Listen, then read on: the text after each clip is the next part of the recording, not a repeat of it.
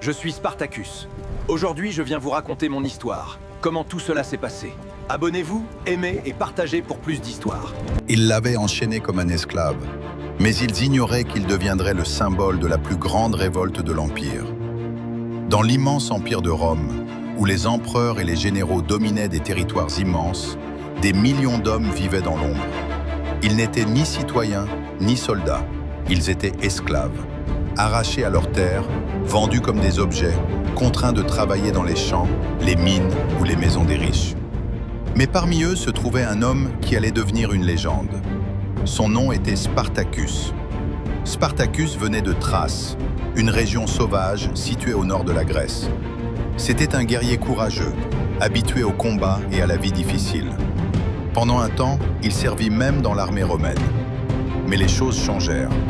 Après un conflit avec les autorités romaines, Spartacus fut capturé. Enchaîné comme un criminel, il fut vendu comme esclave. Son destin semblait scellé. Il fut envoyé dans une école de gladiateurs dans la ville de Capua. Dans ces écoles, les hommes étaient entraînés à combattre dans les arènes. Pas pour défendre leur pays, pas pour protéger leur famille, mais pour divertir les foules romaines. Chaque combat était un spectacle. Chaque combat pouvait être le dernier. Les gladiateurs étaient traités comme des armes vivantes. On les entraînait, on les nourrissait, puis on les envoyait mourir sous les acclamations de la foule. Mais Spartacus refusait d'accepter ce destin. Au fond de lui brûlait un désir puissant, la liberté. Une nuit, en l'an 73 avant Jésus-Christ, Spartacus et environ 70 gladiateurs décidèrent de prendre un risque insensé. Ils allaient s'évader. Avec des couteaux de cuisine et des outils improvisés, ils attaquèrent leurs gardiens. Le combat fut violent, rapide et brutal. Contre toute attente, les gladiateurs réussirent.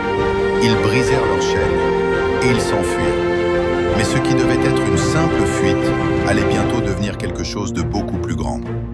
En parcourant les campagnes d'Italie, Spartacus et ses compagnons rencontrèrent d'autres esclaves. Des hommes fatigués d'obéir, des femmes brisées par des années de souffrance. Tous avaient la même envie, la liberté. Peu à peu, une armée se forma. Des centaines, puis des milliers, puis des dizaines de milliers d'hommes et de femmes rejoignirent Spartacus. Cette armée improvisée trouva refuge sur les pentes du Mount Vesuvius. Rome ne prit d'abord pas la menace au sérieux.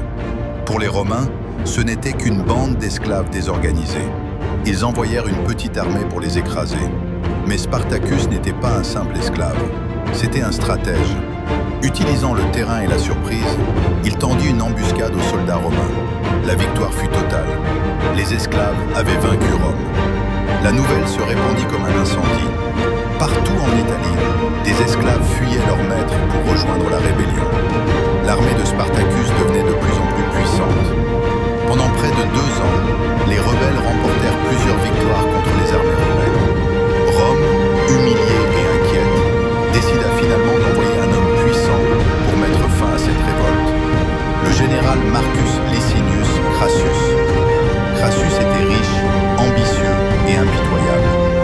Il rassembla plusieurs légions romaines, des soldats expérimentés, des guerriers disciplinés. La guerre finale approchait. Les batailles devinrent plus violentes, plus sanglantes. Spartacus savait que ses chances diminuaient. Mais il continua de se battre, non pas pour la gloire, mais pour la liberté. Lors de la bataille finale, Spartacus mena lui-même la charge contre les légions romaines. Au milieu du chaos, des cris et du bruit des épées, il combattit avec une rage incroyable. Mais même les plus grands guerriers ne peuvent défier un empire pour toujours. Spartacus tomba sur le champ de bataille. Son corps ne fut jamais retrouvé. Après la victoire romaine, des milliers de rebelles furent capturés. Pour donner une leçon à tous ceux qui oseraient défier Rome, les prisonniers furent crucifiés le long de la route menant à la ville, la célèbre Appian Way. La révolte était terminée. Rome avait gagné. Mais l'histoire de Spartacus ne disparut jamais. Car pendant un court moment dans l'histoire, un esclave osa défier l'empire le plus puissant du monde.